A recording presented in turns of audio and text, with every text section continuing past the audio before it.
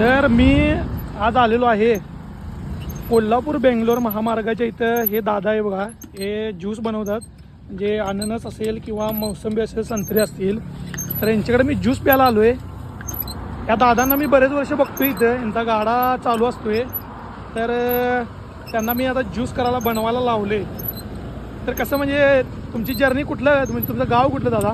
लखनौ. हां, लखनौ. लखनौ. म्हणजे लखनौवरून माणसं इथे येऊन बिझनेस करायला ते दादा, म्हणजे कोणता धंदा छोटा नसतोय. तुम्ही बघू शकता. आणि किती वर्ष झाली तुम्हाला दादा इथे येऊन? 10-12 वर्ष झाली ना इथे येऊन. ते तुम्हाला मी कायम बघतो या मार्गावर. तुमचं चांगलं आहे, म्हणजे आवडलं आपल्याला. आणि तुम्ही राहायला कुठं असता इकडे?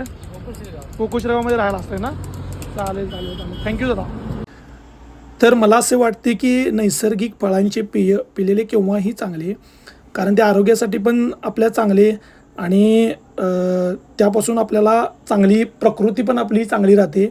आणि प्रत्येकानं हे या दिवसामध्ये ट्राय करावं असं मला वाटतं. थँक्यू.